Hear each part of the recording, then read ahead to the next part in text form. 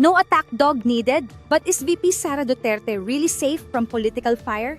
When the storm comes, is a soft voice enough? We peel back the words and the silence behind Ruth Castelo, the new OVP spokesperson who claims she's no attack dog and promises no political bite. I'm Janine the judge, and here, the truth never stays in its cage on the Janine Jewel segment.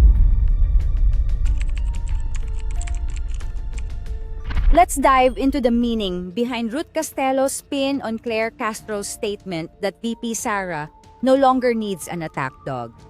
Castro's words became a breath of fresh air in the middle of the OV's drama. She made it clear Sara doesn't need attack dogs. What she needs is evidence and transparency. But how did Sara's camp respond? Ruth Castelo showed up sweetly, but her words were empty. Think about that. Castro said VP Sara no longer needs an attack dog, according to Castro, because she's already politically strong enough. This statement came right when tensions between the OVP and the palace were heating up. But what does it mean when $612.5 million in confidential funds vanish and rumors of an assassination plot swirl behind the scenes? It's like saying, stop attacking each other, open the data, let the people judge.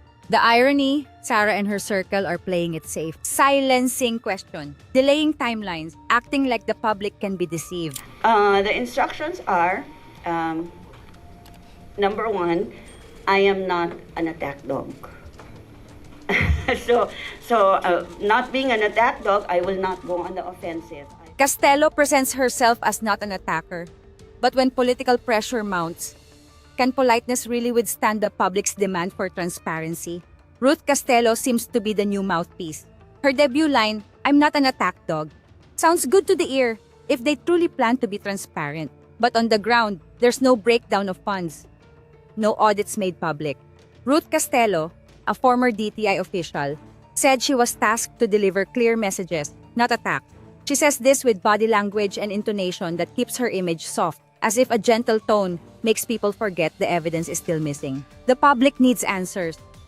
Where did hundreds of millions go? Here's the ugly truth. Remember, impeachment isn't a marketplace rumor. It's a constitutional mechanism to test a leader's accountability.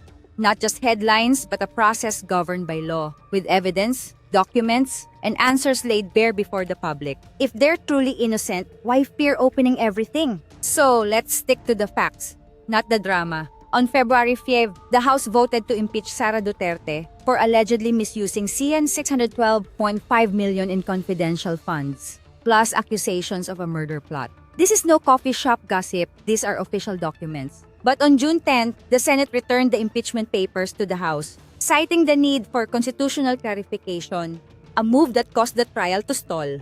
Meanwhile, VP Sara was given 10 days to answer the charges.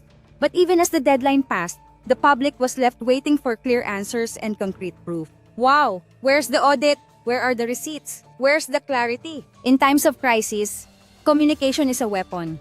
But if it's too soft, can the public really feel the urgency? Castro says enough noise. Let's open the data. But if the tiny palace inside the OVP itself turns it into theater, it feels like Claire is being elegantly silenced. No attack dog was used. But answers get even more blurry. Castelo's appointment is seen as an attempt to cool down the conflict. It's the classic scenario, rational voices pushed aside, image polishers pushed forward. But the public is smart now. They won't settle for a sweet-talking spokesperson. Even Ferdinand Topacio, PDP Laban's spokesperson, suggested VP Sara reconsider this choice because Castelo's track record is controversial. The trial isn't over. The people aren't satisfied. The truth isn't clear yet. What comes next? The Senate faces public pressure to stay neutral. The people want a clean process. If Sara and her team are confident they're innocent, why fear opening the document? Why hide behind a spokesperson who won't attack, but also won't answer in detail? The public is growing restless. This impeachment issue isn't cheap political drama. It's a test. Will they choose the truth or hide behind a sweet image while covering up? In a democracy, the people's voice is the law. So when a spokesperson says no attack dog, we have to ask, does that mean there's no attack? Or has the attack just become more subtle? Castro once said, no attack dog. But if Sara's camp stays silent and defensive, that silence can roar louder than any bark. And sometimes, It proves the truth bites harder than any spin. Drop your thoughts in the comments. Does silence reveal more than aggression? And don't forget to hit subscribe to stand with a movement that refuses to be fooled. I'm Janine, and this is the Janine Jewer segment. Let's dig deeper together.